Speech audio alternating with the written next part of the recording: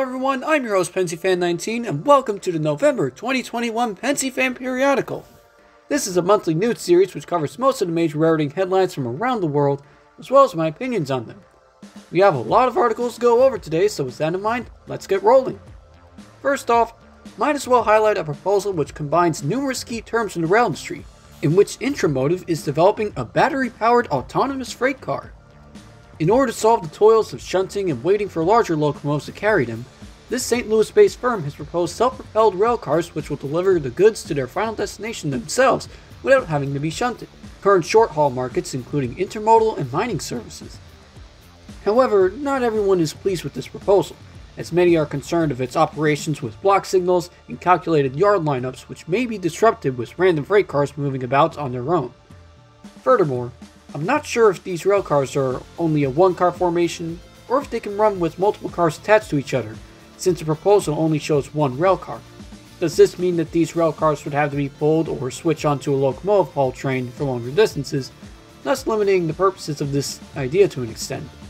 Maybe the semi-streamlined front suggests that there's supposed to be a lead unit, but what about the rail cars behind that? Would they be self-propelled as well, or would they be towed behind the self-driving rail car? These are only a few of many questions which still have to be answered, but will eventually be made clear with a prototype unit in the coming years, which is a story which I am certainly interested in covering again soon. In the meantime, Essex Terminal SW1200 number 105 has been restored and repainted into its original livery as a heritage unit for the switching railroad. Pennsylvania Railroad 7048 has been repainted at Horseshoe Curve. An Alco DL500A export unit has been restored in Spain. Bachmann has released an HO gauge double fairly. The first of 3 Sadler DMUs has been delivered to the Redlands Railway. I thought that all of these sets would be hydrogen powered instead of one. Speaking of hydrogen, Plasser has ordered the first hybrid rail milling machine. CZ Loco has released the Hydro Shunter 1000, while Alstom is to produce a hydrogen powered Class 701. And Ferro Tranviaria has ordered a Coradia Stream, while DB has ordered a bi-level Coradia Stream along with a Stadler Flirt. There's something interesting about that livery for the Flirt with its hexagons instead of the traditional red and white line. Speaking of which, here's some interesting news. CN has created an Indigenous Advisory Council, an Australian infrastructure fund is to acquire Rail USA, Nike is considering selling digital shoes and clothing, Greater Anglia has run a dementia-friendly music train, a Roman statue has been unearthed due to HS2 construction, CSX ran a record short train with a Dash 9 and 1 covered hopper. Chris Pratt is to voice Garfield in an upcoming movie. Network Rail is to construct a railway bridge for an endangered species of hazel dormouse. JR East has tested an autonomous E7 series Shinkansen, while Hitachi won 3 Good Design Awards. And a Colorado governor is proposing free transit to address climate change.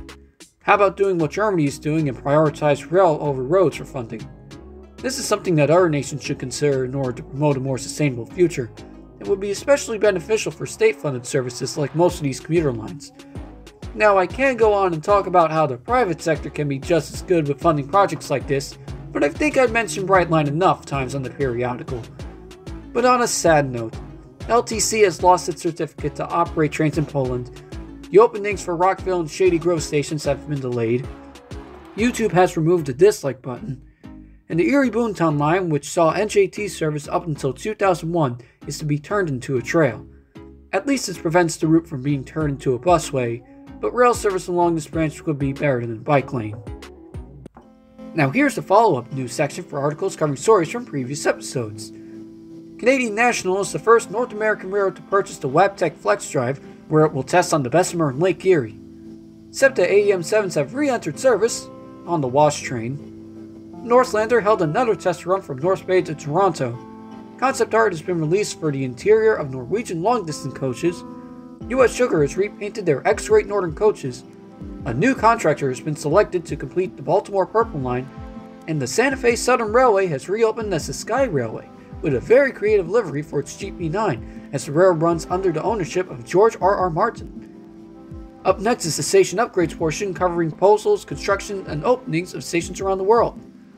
First off, Stratford Station has ousted Waterloo as the busiest station in London. The improvement work for Winnipeg Union Station is causing the Winnipeg Railway Museum to seek a new location. Hopefully Via Rail uses the space for more tracks instead of retail. No. You what? In the meantime, Amtrak has announced a plan to refurbish Johnstown, Pennsylvania. These utilize all 3 tracks with 2 island platforms. Construction has started for Willenhall Station, and congratulations for the openings of Elmont and White Plains, New York, Babbitt Street, Swanley, and Rocky Point, New York. Well, the last one is a museum based on the former station, but it's still listed here since it's based on a station. In other news, CAFLRVs have been ordered for the Calgary Green Line. Mitsubishi is to produce subway cars for the Cairo Line 4. The Tobu Railway has ordered Spacia N100 series from Hitachi, while VBB has ordered battery-powered Vieros. Alstom is to refurbish GO Transit Bombardier bi-level coaches. Brightline has started a bike rental service called Bright Bike. The Wii was a featured article on Wikipedia. Amtrak is offering a buy one get one free. TGV Hanoi train sets are advertising Disney's Encanto, while an Avanti West Coast Pentolino has been repainted into a climate train livery. Railcoop has commenced operations, and passenger service on the Oakhampton route has been restored. After all that, it is now time for this month's Meme of the Month. This month's Meme of the Month is Views of the Surfliner. And now, the top story of the November 2021 Pensyfan Periodical is Canadian Pacific releases Hapag-Lloyd tribute unit. As a surprise to many rail fans only 2 months after the Every Child Matters unit, CP Rail has released another special interest unit, this time repainting ES44AC number 8781 into a solid orange livery representing German shipping company Hapag-Lloyd. Ever since the acquisition of the Central Maine and Quebec last year, CP Rail is now able to run intermodal trains through Maine from the Port of St. John's. The Canadian Class 1 decided to represent this shipping company in particular due to its high usage of the container terminal, similar to the Santa Fe paying tribute to Maersk by repainting a GP60 and SCP-40F in Maersk colors to promote their new intermodal service. Interestingly enough, this engine is almost identical to the Every Child Matter engine 8757 released only 2 months ago, since they have the same black Canadian Pacific lettering and the same coat of orange.